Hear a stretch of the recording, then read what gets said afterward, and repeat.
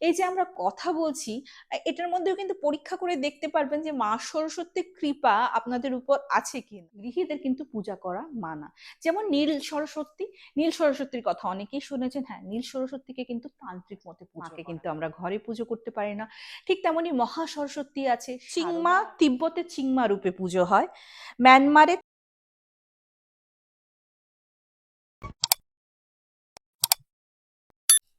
বসন্ত পঞ্চমী। ছাত্র অবস্থায় বা ছাত্র জীবনে আমরা সবাই বোধহয় এই দিনের অপেক্ষা করে থাকতাম। বসন্ত পঞ্চমীকে শ্রী পঞ্চমীও বলা হয়। বসন্ত পঞ্চমীতেই মা সরস্বতীর পুজো আমরা করি, এবং এটা বলা হয় জানেন তো, বসন্তের আগমন এই দিন থেকেই হয়। বসুন্ধরাও বসন্তের রঙে মেতে ওঠে। তো সরস্বতী মায়ের কথা হয়তো অনেকেই জানেন, কিন্তু রুমকি যখন আমি ইনফরমেশন নিয়ে এসছি, তাহলে তো কমন ইনফরমেশন হবেন না, বুঝতেই পাচ্ছেন। আজকে কিন্তু আপনাদেরকে নানা রকম তথ্য আপনাদের সঙ্গে শেয়ার করতে এসছি আজকে সরস্বতী পুজোর দিনে। এবং আমি জানি অনেকেই পুজো টুজো করেছেন, কিন্তু বিশ্বাস করুন আজকের দিনে যদি ঘটনাগুলি শোনেন না, বলবেন যে হ্যাঁ, খুব দারুণ করেছো রুমকি, যে মা সরস্বতীর এত তথ্য তুমি আমাদের সামনে তুলে ধরেছো। আচ্ছা, আপনারা তো হয়তো জানেন ভারতবর্ষে শুধু সরস্বতী মায়ের পুজো হয়। আমি যদি বলি না, একদমই ভুল। ভারতবর্ষ ছাড়াও তিব্বত, ইন্দোনেশিয়া, মায়ানমার, জাপান, চীন, হ্যাঁ চীন দেশেও, কম্বোডিয়া মা সরস্বতীর পুজো হয়। সেখানে অবশ্য মায়ের নাম কিন্তু আলাদা আলাদা। তো আগে তো বলি যে মা সরস্বতীর জন্ম বৃত্তান্ত, কেন শ্রী পঞ্চমী বা বসন্ত পঞ্চমীতেই মায়ের আরাধনা আমরা করি। তো যখন ব্রহ্মা এই সৃষ্টি তৈরি করেছেন, তখন উনি না সৃষ্টিটা দেখতে এসেছিলেন যে আমি যে সৃষ্টি বানিয়েছি, সৃষ্টিটা কেমন চলছে, সবাই ঠিকঠাক আছে তো। কিন্তু যখন উনি পৃথিবীতে এসে দেখলেন যে হ্যাঁ সবকিছুই ঠিকঠাক আছে, কিন্তু সেটার মধ্যে কোনো রস নেই, সেটার মধ্যে কোনো রং নেই, কারণ বাক শক্তিই তো নেই, কোনো আওয়াজ নেই, শব্দ ধ্বনি নেই। তখন উনি বিষ্ণুর সঙ্গে আলোচনা করলেন, এবং আলোচনার মাধ্যমেই উনি সৃষ্টি করলেন। ওনার কুমণ্ডলের জল থেকেই সৃষ্টি হলো মা সরস্বতী। এবং ব্রহ্মার নির্দেশ অনুযায়ী উনি বলেছিলেন যে তুমি ওদের বাক শক্তি হও, তুমি ধনী হও। তখনই মা বিনা হস্তে যেহেতু প্রকট হয়েছিলেন, নিজের বিনায় যখন টান ছাড়লেন, তখনই এই পৃথিবী ধ্বনিতে পরিপূর্ণ হয়েছে। শব্দে ধ্বনি, এবং এই যে আমরা যে ঝর্ণার কলকলানি শব্দ, নুপুরের ছনছন শব্দ, সবই কিন্তু মায়ের। ইনফ্যাক্ট আমাদের যে বাক শক্তি, আমরা যে কথা বলছি, সেটাও কিন্তু মায়ের ইচ্ছেই সেটা। কারণ আমার অনেকেই জানেন, বলে কি জিহ্বায় মা সরস্বতীর বাস। তো শ্রীপঞ্চমী বা বসন্ত পঞ্চমীর দিন যেহেতু মায়ের আবির্ভাব হয়েছিল, তাই আমরা বসন্ত পঞ্চমীতেই মায়ের কিন্তু পুজো করি। এবং এটা একটা কথা প্রচলিত আছে যে স্টুডেন্টরাই নাকি সরস্বতী পুজো করে, একদমই না। মৃত্যুর আগ অব্দি আমাদের সকলেরই কিন্তু মা সরস্বতীর আরাধনা করে যেতে হবে, কারণ উনি যে বাক শক্তির দেবী, উনি আরো অনেক কিছুর দেবী। আস্তে আস্তে সেটাই তুলে ধরছি। আচ্ছা, জানেন তো সরস্বতী দেবী কি সত্যি আমাদের বিদ্যারূপেই পূজিত হয়েছিল পৃথিবীতে সর্বপ্রথম? একদমই না। সরস্বতী নদীর উল্লেখ হয়তো আপনারা অনেকেই পেয়েছেন, এবং সেখানে কিন্তু সরস্বতীর তীরে একটা সভ্যতা গড়ে উঠেছিল, এবং সেটা ঋগ্বেদেও কিন্তু সেটার উল্লেখ পাই আমরা। এবং মহাভারতের যুগেই, মানে মহাভারতের আগে এই সরস্বতী নদী লুপ্ত হয়ে গেছিল। তো আস্তে আস্তে সরস্বতী দেবী কিন্তু, যেহেতু নদী কেন্দ্রিক, মানে প্রথমে তো নামকরণ উনি নদী মাতৃক দেবী হিসাবে প্রচলিত ছিল, এবং সেখানে নানা রকম কৃষিকাজ সম্পাদন করা হতো। তো ওনাকে কিন্তু কৃষি দেবী, তারপর অভিনয়ের দেবী, আহ সঙ্গীতের দেবী বলে আখ্যা দেওয়া হতো। এবং আস্তে আস্তে যেহেতু এগুলি সবকিছু জ্ঞান এবং বিজ্ঞানের দ্বারা আবিষ্কৃত, তাই কিন্তু মাকে জ্ঞানের দেবী বলে এখন আমরা পুজো করি। তো এই তথ্যগুলি কি জানতেন? আচ্ছা আচ্ছা, ঠিক আছে, আরো তথ্য আছে বলছি। এই যে আমরা কথা বলছি, এটার মধ্যেও কিন্তু পরীক্ষা করে দেখতে পারবেন যে মা সরস্বতীর কৃপা আপনাদের উপর আছে কিনা। কেমন করে? এই যে আমি কথা বলছি, সেটার অর্থ যদি আপনারা সম্পূর্ণভাবে বুঝতে পারেন, তার মানে আমি বুঝবো মায়ের আশীর্বাদ আমার উপর আছে। কিন্তু আমার শব্দ যদি আপনাদের কানে ওরকম ভাবে না পৌঁছা, বা সেটার যদি অর্থ অন্যরকম ভাবে দাঁড়ায়, সেক্ষেত্রে বুঝতে হবে মায়ের কিন্তু করুণা আমার উপর নেই, তখন আমার আরো বেশি করে মাকে পুজো করতে হবে। একটা ছোট্ট ঘটনা তুলে ধরছি। আহ রামায়ণের যুগে কুম্ভকর্ণ না খুব তপস্যা করছিলেন ব্রহ্মা। কেন করছিলেন জানেন? কারণ ওনার ইন্দ্রাসনের উপর লোভ ছিল। ইন্দ্রাসন, হ্যাঁ, ইন্দ্রাসনকে পাওয়ার জন্য কিন্তু উনি ব্রহ্মার তপস্যা করতে করতে, ব্রহ্মা যখন জানতে পারলেন যে ও ইন্দ্রাসনের জন্য তপস্যা করছে ব্রহ্মার, তখন ব্রহ্মা কি করবেন, তখন সরস্বতীকে বললেন যে তুমি এই বিপদ থেকে উদ্ধার করো, কারণ ও তো অসুর, ও যদি ইন্দ্রের আসন নিয়ে নেয় তাহলে ইন্দ্রের প্রতি এটা কিন্তু অন্যায় হবে। তখন মা কিন্তু যখন মানে কুম্ভকর্ণের ডাকে ব্রহ্মা এসছেন এবং বলছেন বলো বৎস কি তোমার আশীর্বাদ চাই, যখন কুম্ভকর্ণ বলতেছিলেন যে আমার কিন্তু ইন্দ্রাসন চাই, কিন্তু সেই মুহূর্তে মা সরস্বতী জিহ্বায় বসে গেছিলেন এবং ইন্দ্রাসনের পরিবর্তে ওনার কিন্তু মুখ থেকে বেরিয়েছিল নিদ্রাসন, নিদ্রাসন, এবং ওই বরদানি কিন্তু অভিশাপ হয়ে দাঁড়িয়েছিল, মানে 6 মাস ঘুমোতেন এবং 6 মাস জেগে থাকতেন। তো আমি বললাম না, মাকে কিন্তু প্রসন্ন রাখা খুবই দরকার, কারণ এই যে অর্থ নিরর্থক হয়ে গেলে বা অর্থবিহীন শব্দ যে কি গন্ডগোল করে দিতে পারে, কুম্ভকর্ণ কিন্তু তার জলজ্যান্ত উপমা। আচ্ছা, আরেকটা কথা বলছি যে আহ মা সরস্বতীর কেমন মাহাত্ম্য, তাই না? আমি তো বলবো জানেন তো, এই যে একটা দ্বন্দ্ব যে আছে, এর আগে আমি কথায় গল্পে অনেকবার বলেছি যে আমি এটাতে বিশ্বাসী নই যে মা সরস্বতী এবং মা লক্ষ্মী কিন্তু ইয়ে নয়, অপোজিট নয়, ওরা একই। কারণ কি, এটা বুঝবেন যে মা সরস্বতী যখন পুজো করবেন বা মা সরস্বতীর আশীর্বাদ যদি আপনার উপর থাকে, মা লক্ষ্মীও কিন্তু সদা আপনাদের সঙ্গেই থাকবে। এটা ছোট্ট মোট্ট একটা ঘটনা বলছি।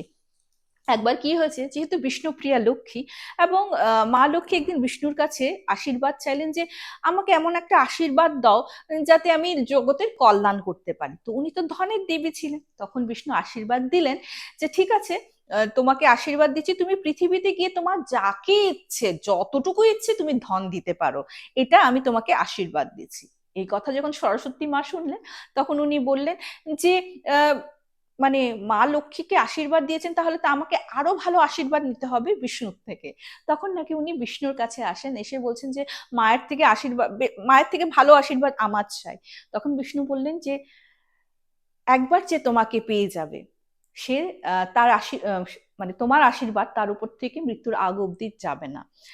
লক্ষ্মীকে তো আমি বরদান দিয়েছি, কিন্তু সেটার মধ্যে একটা কিন্তু আছে। কি কিন্তু? লক্ষ্মী হয়তো ধন দেবে যাকে, কিন্তু বিষ্ণু ইচ্ছা করলে সেই ধন আবার নিয়েও নিতে পারেন। কিন্তু সরস্বতী মানে বিদ্যা, যার কাছে একবার যাবে, ব্রহ্মা বিষ্ণু মহেশ্বর ত্রিলোকের যে কেউ হোক না কেন, সে কিন্তু সেই বিদ্যা নিতে পারবে না। সত্যি তো, কথাটা তো ঠিকই, তাই না?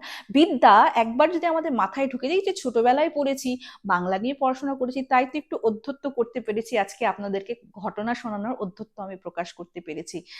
সেটা যদি মায়ের আশীর্বাদ না থাকতো, আমি কিন্তু পসিবল হতো না আজ এই জীবনের এই কালে এসেও মা কিন্তু ওতপ্রোত ভাবে আমাদেরকে দিয়ে যাচ্ছে, তাই না? তো আমি এই যে একটা যে আছে না, খালি ছাত্ররা পুজো করে, একদমই না। আমরা কিন্তু সকলেই মায়ের আরাধনা করতে হবে। কারণ কি, আমি তো বললামই, উনি শুধু পড়াশোনার নয়, উনি বাক, আমাদের বাক, শব্দ, শব্দের দেবী, কণ্ঠে নাকি সরস্বতীর বাস থাকে। এবং যারা মানে গান সঙ্গীত শিল্পী বা আমরা যারা বাচিক শিল্পী, তো মায়ের আশীর্বাদ তো আমার মনে হয় সবার জন্য মায়ের আশীর্বাদ দরকার। হ্যাঁ, এখন তো এই সরস্বতীকে তো আমরা পুজি, আপনারা কি জানেন এমন অনেক সরস্বতী আছে যাদেরকে আমরা পুজো করতে পারি না, তাদের পুজো হয় তান্ত্রিক মতে, গৃহীদের কিন্তু পূজা করা মানা। যেমন নীল সরস্বতী, নীল সরস্বতীর কথা অনেকেই শুনেছেন। হ্যাঁ, নীল সরস্বতীকে কিন্তু তান্ত্রিক মতে পুজো করা হয়, মাকে কিন্তু আমরা ঘরে পুজো করতে পারি না।